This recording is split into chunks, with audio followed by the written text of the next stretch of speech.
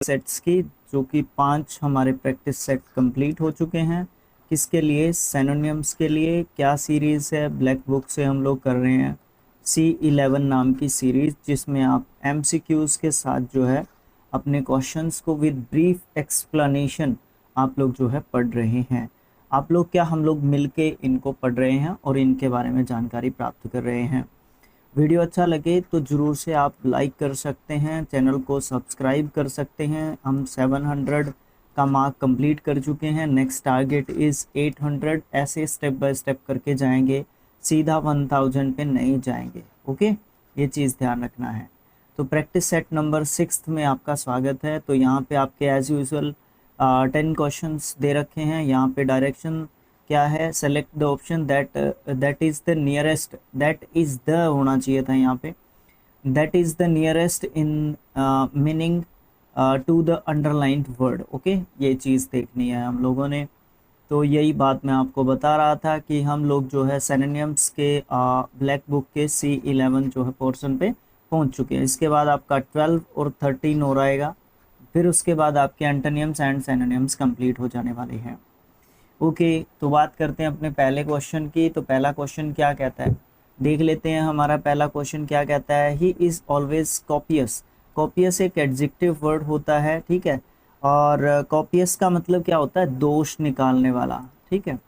दोष निकालने वाला, जिसको है ना सिर्फ और सिर्फ आप, जिसको आपकी गलतियां ही दिखे, वो कॉपियस टाइप का पर्सन होता है, राइट। ओके, जोवियल मतलब एक तरीके से खुशी प्रदान करने वाला बोल सकते हो, ठीक है। पैशनेट का मतलब क्या होता है? पैशनेट का मतलब होता है जिसमें जोश हो, बहुत ज़्यादा जोशीला, आप इसको बोल सकते हो, एडजेक्टिव के रूप में ही रखो। वरीड मतलब होता है चिंतित, चिंतित बोल सकते हो, या फिर परेशान भी इसको आप बोल सकते हो, ये बहुत परेशान हो जाता है। फॉल्ट फाइंडिंग, फॉल्ट फाइंडिंग अपना सिनोनिम हो जाएगा यहाँ पे, बिकॉज ये भी हमेशा कॉपियस टाइप का ही पर्सन होता है। ये भी हमेशा दूसरों के अंदर गलतियां ही ढूंढता रहता है। नेक्स्ट क्वेश्चन है जियोमॉर्फोलॉजिस्ट। भाई इस वर्ड को याद रखना, स्पेलिंग टेस्ट के हिसाब से वेरी इंपॉर्टेंट कैटेगरी में आप रख सकते हो। एस हटा के याद कर लेना, जियोमॉर्फोलॉजिस्ट, ठीक है। आप मुझे कमेंट बॉक्स में लिख के बताओगे जियोमॉर्फोलॉजिस्ट जो है क्या काम करता है? बताओगे मुझे कमेंट बॉक्स में लिख के, देख लेना, बता देना। assertion assertion several wonderful facts about our earth, है ना। वैसे तो आप समझ गए होंगे, जियो का मतलब क्या होता है? Related to earth. हम लोग पहले भी इस बात के बारे में बात जो है कर चुके हैं, ठीक है। ओके, तो एसर्शन क्या होता है? एसर्शन का मतलब हमारा आपको देखने को मिलता है कि जब आप किसी चीज़ का पता लगाते हो, या तो पता लगाना बोल सकते हो, या आप लोग ये बोल सकते हो कि सुनिश्चित कर लेता है जब कोई किसी काम को, ठीक है, कि ये चीज़ है ना इसी तरीके से होनी है, ठीक है। सुनिश्चित करना और लिख लो इसके साथ, ये हो जाएगा आपका कंप्लीट। ओमिट, ओमिट का मतलब होता है बचना या टालना, भी आप इसको एक तरीके से बोल सकते हो, या हटाना भी बोल सकते हो, हटाना, ठीक है। देख लेना बाकी आप। इन्वर्ट, इन्वर्ट का मतलब होता है उलटना, इन्वर्ट कर देना, ठीक है, उलट देना, ठीक है। वेरीफाई का मतलब सत्यता की जांच करना, सत्यता की जांच करना, जांच करना, ठीक है। अच्छा, इंक्रीज का मतलब क्या हो जाएगा? यहाँ पे आपका बढ़ाना, ठीक है। तो वहाँ पे जो है एसर्शन का मतलब क्या हो जाएगा? आपका वेरीफाई एक तरीके से हो जाएगा, क्योंकि यहाँ पे वेरीफाई हो चुका है, सत्यता की जांच हो चुकी है कि जो भी यहाँ पे चीज़ें देखने को मिली हैं, जो भी जियोमॉर्फोलॉजिस्ट ने जो है एसर्शन दे दिया है कुछ वंडरफुल फैक्ट्स का, जो हमारी अर्थ के बारे में दिए हुए हैं। वैसे आप लोग आइडिया लगा चुके होंगे कि किस चीज़ के बारे में बात की जा रही है, जियोमॉर्फोलॉजिस्ट का मतलब क्या होता है। अच्छा, नेक्स्ट जो आपका वर्ड है the colonial ordered the soldiers to meet him in the कमिश्री होती है उन लोगों की कैंटीन, एक तरीके से कैंटीन जहाँ पे वो लोग बैठते हैं। तो यही आप आंसर यहाँ पे दे दोगे, सीधा सीधा कैंटीन आपको दिख रहा है, प्लेग्राउंड नहीं, ऑफिस नहीं और फील्ड नहीं, ठीक है। ये सब आंसर नहीं होंगे, आपका सीधा सीधा ऑप्शन नंबर बी होगा। नेक्स्ट है the doctor dismembered the patient's finger first and then cured the element. देखो एलिमेंट जो है किसी भी घाव का इलाज करना, एक तरीके से उस चीज़ को बोल सकते हो आप लोग, ठीक है, जो भी परेशानी थी। और डिसमेंबर्ड का मतलब होता है बिल्कुल काट के अलग करना, काट के क्या करना, अलग करना। आप जो है डिसमेंबर्ड एक तरीके से बोल सकते हो, ठीक है। स्प्लिंटर्ड, ये क्या होता है स्प्लिंटर्ड? स्प्लिंटर्ड का मतलब होता है चिरा हुआ, चिरा हुआ। अब वो चिरी हुई चीज तो हो सकती है क्योंकि उसको काट के अलग किया है, बट अभी वेट करो, अभी देखेंगे आगे। डिसेक्टेड, डिसेक्टेड का मतलब क्या होता है? डिसेक्टेड का मतलब होता है काट के अलग करना, काट के अलग करना। ये आंसर हो सकता है, ये आंसर हो सकता है, ये इससे स्ट्रॉन्ग ऑप्शन जा रहा है आपका, ठीक है। स्टिचेस, ये तो सिलाई जो है किया या सिलाई की बोल सकते हो आप इसको। प्लास्टर्ड, प्लास्टर किया। तो आपका ऑप्शन नंबर सी जो है आप यहाँ पे सही आंसर एक तरीके से कहोगे, ठीक है। ऑप्शन नंबर 3, 3 कह लो या सी कह लो, वो आपकी मर्जी है। अच्छा, नेक्स्ट जो आपका क्वेश्चन आपको देखने को मिल रहा है वो है mister Kumar works as a bursar, bursar in sports academy. Bursar का मतलब होता है अकाउंटेंट, कहाँ गया, ये रहा। बर्जर का मतलब हो जाएगा अकाउंटेंट, एक अकाउंटेंट के रूप में वो जो है वहाँ पे काम कर रहा था, ना वो ट्रेनर के रूप में कर रहा था, ना वो सेक्रेटरी था, ना वो कोच साहब थे वहाँ पे। सर मेरे को पीडीएफ चाहिए, तो पीडीएफ के लिए आप जो है स्किल IQ एजुकेशन नाम के टेलीग्राम चैनल को ज्वाइन कर लो, कोई दिक्कत नहीं है, वहाँ पे आपको पीडीएफ मिल जाएगा। बट ऑनेस्टली अब तक पीडीएफ नहीं प्रोवाइड हुआ है। जैसे ही 10वां पार्ट आपका क्रॉस हो जाएगा या उसके आसपास चले जाएंगे हम लोग, तो उसके बाकी के 6 पार्ट्स को मैं तैयार कर लूँगा, ठीक है। ओके, तब तक आप वीडियोस के रूप में एंजॉय कर सकते हो या फिर मेरे पास मैसेज कर देना अगर आप लोगों को यहीं तक का पीडीएफ चाहिए तो ये भी मिल जाएगा। His intentions are insidious. देखो अगेन आपका एक एडजेक्टिव वर्ड आपको देखने को मिल रहा है, और इंसीडियस का मतलब आपको क्या देखने को मिलता है? इंसीडियस का मतलब होता है धोखेबाज, ठीक है। क्या होता है? धोखेबाज होता है ये, ठीक है। जालसाज, जालसाज, ठीक है। बहुत सारे मतलब होते हैं इसके, बहुत देख लेना। इनएडवर्टेंट, बड़ा अच्छा वर्ड है आपका इनएडवर्टेंट।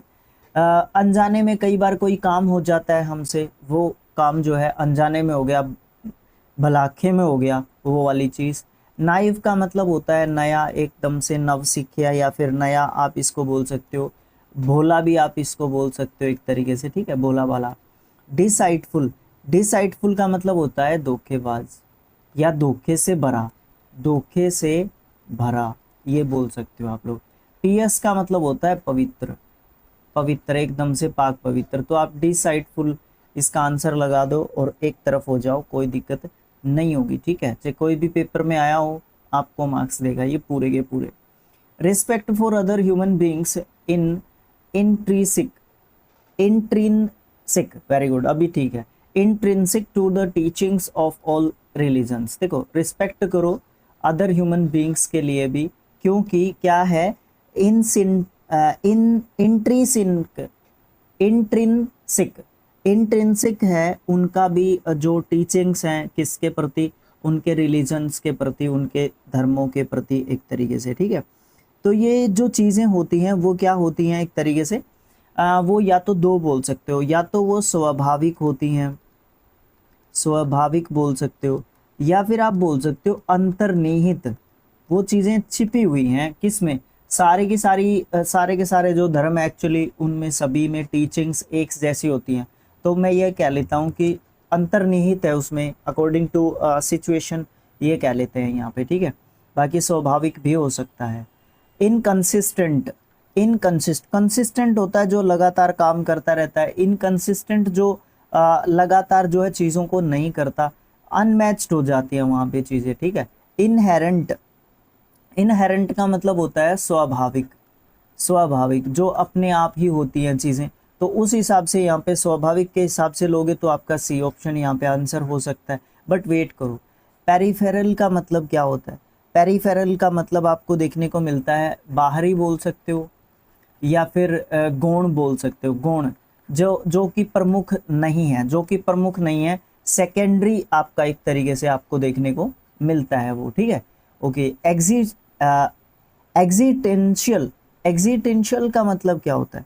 जो आपके जो है एग्जिटेंस से जुड़ा है, जो आपके अस्तित्व से जुड़ा है, ठीक है, अस्तित्व से जुड़ा या बंधा आप इसको बोल सकते हो, तो आपकी मर्जी है, वो जिस तरीके से आप देखना चाहो। तो ऑप्शन नंबर सी ही आपका यहाँ पे सही आंसर रहेगा। इनहेरेंट मतलब स्वाभाविक तौर पे जो चीजें होती हैं वो इंट्रिंसिक जो है एक तरीके से आप उनको बोल सकते हो। नेक्स्ट क्वेश्चन आता है, he completed the onerous task with relative ease. तो उसने जो है ऑनरस टास्क को क्या कर लिया, एक तरीके से कंप्लीट कर लिया अपने रिलेटिव्स के साथ। ऑनरस मतलब कठिन, ठीक है, ऑनरस मतलब मुश्किल, क्या बोल सकते हो, मुश्किल भी बोल सकते हो। कॉम्प्लेक्स को कुछ इस तरीके का बोल सकते हो आप लोग, कॉम्प्लेक्स जो है आपने जटिल, एक तरीके से मुश्किल काम जो है आपने एक तरीके से कर लिया है। वेयरिंग का मतलब आपको देखने को मिलता है जो काम थकाने वाला होता है, ठीक है, जो काम क्या होता है, एक तरीके से आपका थकाने वाला जो काम होता है वो आपका वेयरिंग आपको एक तरीके से देखने को मिलता है, ठीक है। ओके, उसके बाद आप क्या बोल सकते हो, उसके बाद आप रिस्की बोल सकते हो, उसके बाद आप स्मूथ मतलब आसान, एक तरीके से आप इसको बोल सकते हो। तो आप यहाँ पे आंसर क्या देना चाहोगे? देखो, ऑनरस का मतलब आपका कठिन हो गया और इसी का सिनोनियम आप लोगों ने एक तरीके से बताना है। तो इसका जो आंसर है वो आप क्या दे सकते हो, मुझे आप कमेंट बॉक्स में लिख के बताओगे। इनमें से क्या दोगे, रिस्की दोगे, कॉम्प्लेक्स दोगे, इन दोनों में से एक होगा आंसर आपका, ठीक है। देख लो क्या दोगे इसमें से, ठीक है, वो आपकी मर्जी है, मुझे बताना आप लोग कमेंट बॉक्स में, क्योंकि आप लोग कमेंट नहीं करते ना, इसलिए मैंने आपसे क्वेश्चन पूछा है। अच्छा, अल्फ्रेड था, अल्फ्रेड वॉज ए पोटेंटेट, बड़ा अच्छा वर्ड है, स्पेलिंग टेस्ट के हिसाब से आप इसको याद रख सकते हो। ड्यूरिंग द मिडल एजेस, मध्यकाल के दौरान ये इस नाम का एक क्या था, राजा, एक क्या था, सम्राट, क्या था, सम्राट। मोनार्क, लेनियंट लचीला, क्या होता है लेनियंट लचीला। डेमोक्रेट, ये एक तरीका हो गया, एक तरीके से लोकतांत्रिक नेता को बोल सकते हो डेमोक्रेट, ठीक है। लिबरल, ये उदार होता है आपका, ठीक है। मोनार्क आप किसको बोल सकते हो, एक राजा को, एक सम्राट को बोल सकते हो, तो इट मीन्स आपका मोनार्क जो है यहाँ पे सही आंसर हो जाएगा पोटेंटेट के लिए। नेक्स्ट है, I abandon the task due to indolence. Indolence ANCE ending word है आपका, इसको आप नाउन का नाम दे दोगे, ठीक है। नाउन का नाम दे के आप इसका जो मीनिंग है इंडोलेंस का, ठीक है, वो क्या दे सकते हो। इंडोलेंस का मतलब जो है आप ये बता सकते हो कि आप जो है कह सकते हो कि आलस्य की बात की जा रही है यहाँ पे, ठीक है। तो अगलीनेस मतलब एक तरीके से गंदा या भद्दा को बोल सकते हो। डिफिकल्ट जो है आप कठिन को बोलते हो। होपलेसनेस का मतलब आपने उम्मीद छोड़ दी किसी भी चीज़ की, या फिर मजबूरी को बोल सकते हो आप, ठीक है, मजबूरी को बोल सकते हो। लाचारी को बोल सकते हो, लाचारी, है ना। लेजीनेस, लचीला, लचीला नहीं, वो क्या होता है, वो सुस्तपन, सुस्तपन, ठीक है, सुस्तपन, चुस्तपन, फुर्तीला, सुस्तपन, आलस्य वाला। तो आप आंसर नंबर जो है आपका क्या कह दोगे, लेजीनेस, आप जो है यहाँ पे आंसर इसका दे दोगे। तो इस प्रकार से आपके 6 प्रैक्टिस सेट्स कंप्लीट हो जाते हैं। नेक्स्ट अपना प्रैक्टिस सेट होगा 7th, इसमें हम लोग इसी तरीके से जो है अपने 10 क्वेश्चंस की बात करेंगे। जाने से पहले वीडियो को लाइक करना है, चैनल को सब्सक्राइब करना है, ठीक है, और दोनों काम करने के बाद आपने वीडियो को शेयर करना है। मैंने आपसे क्वेश्चन पूछा है, उसको कमेंट बॉक्स में आपने लिख के बताना है। अगर कोई और बात भी है तो वो भी मुझे आप कमेंट बॉक्स में लिख के बता सकते हो, ठीक है। Okay, thanks for watching, thank you so much, have a nice day. आप जो भी काम करते हैं, आप जो भी चीज़ें करते हैं, वो आपकी बेस्ट हो, मंगलमय हो, और आपको बहुत सारा उसमें क्या मिले, बहुत सारा उसमें आपको सफलता एक तरीके से आपको देखने को मिले। तो again thank you so much, have a nice day, God bless you.